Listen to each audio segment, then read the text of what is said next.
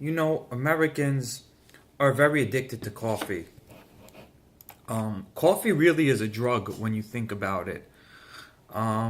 There's no end in sight for how this addiction, is growing. I want to give you some numbers. And these numbers, when I first came about them, were shocking. I was looking at, Starbucks' stock, which is up 500% since the recession started. And when you look at Dunkin' Donuts is up something like 90% since it first started trading on the market. Coffee now is a $30 billion industry. You know, um, Americans now more than ever are working harder for less pay. Incomes are mostly stagnant, when you talk about in real numbers. Since the late 70s, I think, when you look at the total cost of living, Americans haven't really got an increase in pay. We have a soaring national debt, which is going to keep Americans and millennials, particularly, in debt for the rest of their lives, pretty much. There's stiffer competition with jobs because of globalization and you having to compete with your job with someone who lives in a country that has basically the cost of living that's 1/10 of what yours is, and on top of that, they're learning English at a very young age nowadays in school.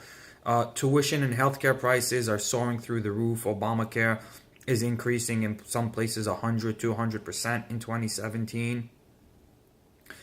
I mean, like,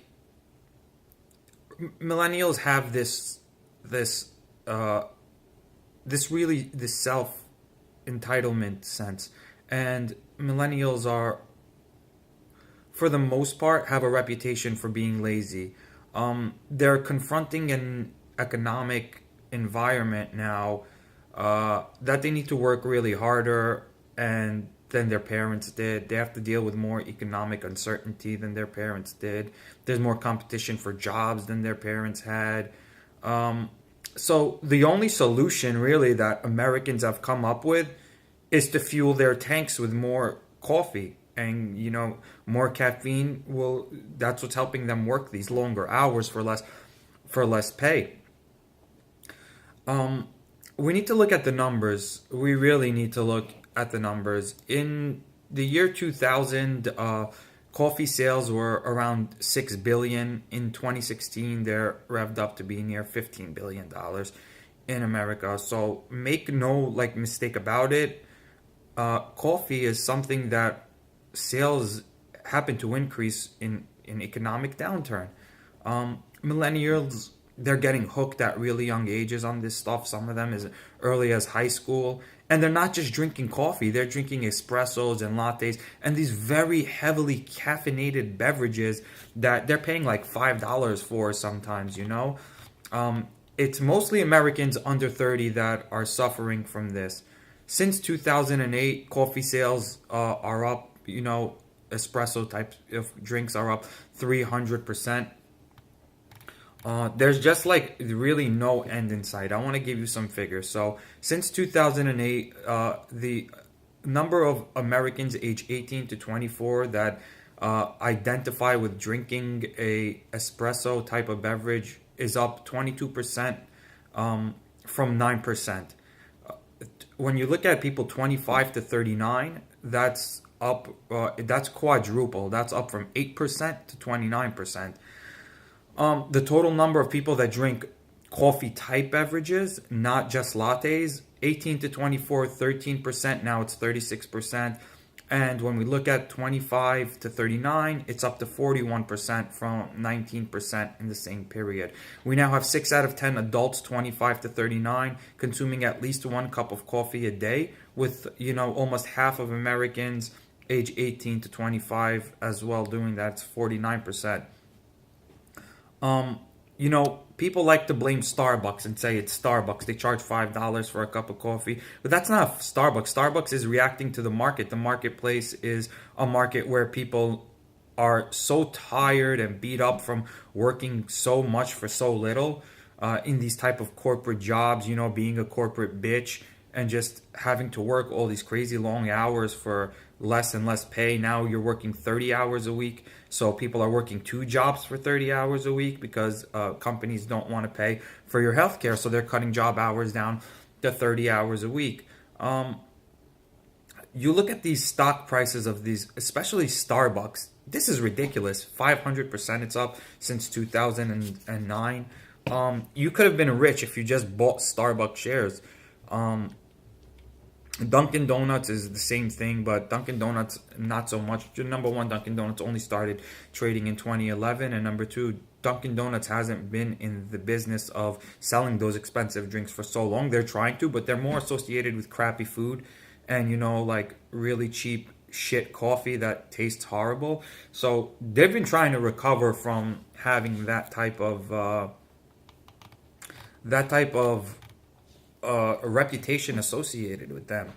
But what you need to understand is that when you look at these trends over the last 7 years, and you look at now the slowing GDP numbers, and you're looking at fear of a recession again in 2017. But if you learned anything about that, you know that means people are just going to drink more coffee. What other options do people really have when you think about it to work 2-3 jobs? Drinking 4 or 5 cups of coffee a day. Some people are drinking coffee cups this big, 20, 30 ounces of coffee in the morning. Like, this addiction is very real. This is a real drug, and it's a real problem in this country. And it's not being addressed as so, despite, the health risks that are associated with it. People just keep drinking more and more coffee because they don't really have a choice. They have to pay their bills one way or another. So what you need to understand is that the workforce's misery is going to be capitalized on by corporate America. Starbucks, the stock price really over the last year hasn't done that well, and that's because there's competition. There's more competition from local stores. There's more competition from Starbucks. There's more competition. Even now, McDonald's is even getting into this espresso business. Everybody and their grandma is getting into the business of selling coffee because, coffee is the new food. People are drinking more coffee than they are consuming food. It's a dangerous precedent that's being set. But you know what? There's a lot of opportunity to make money, and when there's opportunity, people are going to step in to really take that opportunity. So what you need to think about, especially if you're investing, is if you want to get into these stocks. They seem like, they could be overpriced at this point, but Starbucks is looking at getting into China. When you look at China's market, Starbucks wants to double their stores. They now have 2,500 in China. Over the next 5 years or so, they're going to double them to 5,000. When you look at China's workforce and the slave labor that's there, the opportunity is enormous to capitalize on these type of beverages. People in China work like dogs. They work for very little pay.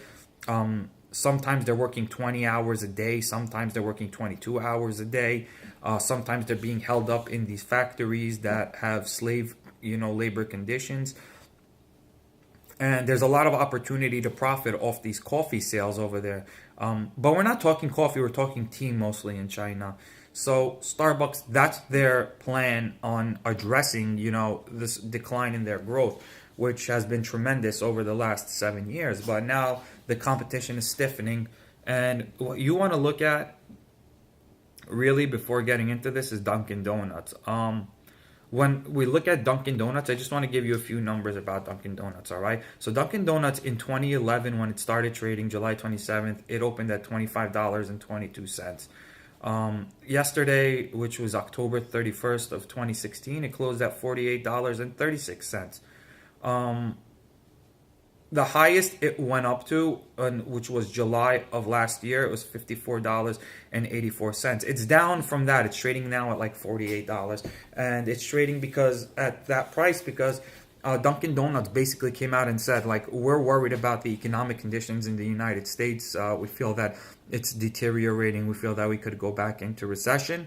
And because of that, we're going to cut the amount of stores that we feel like opening.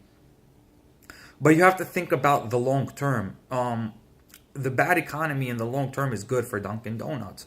Yeah, people can drink coffee from home, but most people like to get their coffee on the go. They're in such a rush, they don't have time to sit at home and really make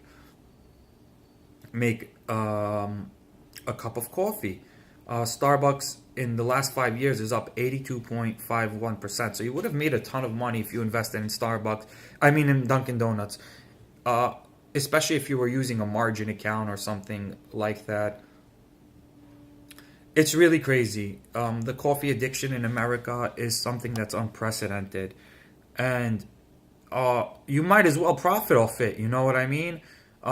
Whether or not Starbucks and Dunkin' Donuts are set to profit more, like in the immediate future, in the next few months, is yet to be seen.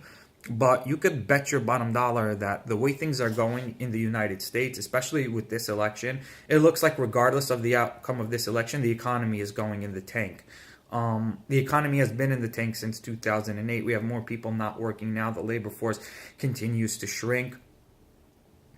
On top of that, you can't start a business. The taxes and the regulations are, they just keep increasing no matter who's in office. No matter what the people in office are promising you, the conditions for starting a business are getting worse and worse and worse and worse.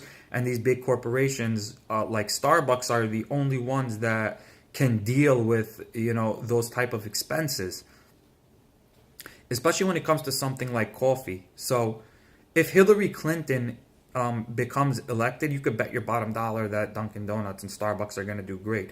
The economy is going to be in the toilet. No, there won't be competition anymore from small coffee shops. These coffee shops are all going to go out of business under Hillary Clinton. That's pretty much a guarantee. The rate of opening of small business is the lowest now that it's been in U.S. history. And that's going to continue with these type of policies. Like Hillary Clinton continuing the same type of shitty policies regarding small businesses that have been going on for the last 20, 30 years, it's not going to turn around. Like, it's just going to continue to deteriorate.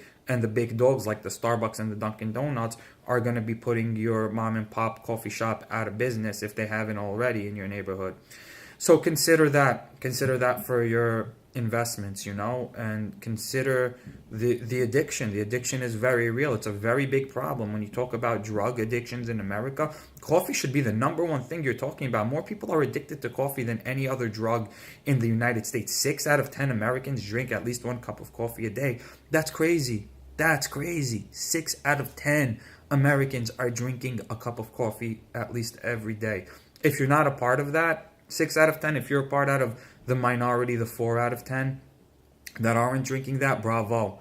I applaud you. But most people have to drink coffee just, to get the energy to survive. It's sad, but it's a fact of life. Incomes are mostly stagnant, when you talk about in real numbers.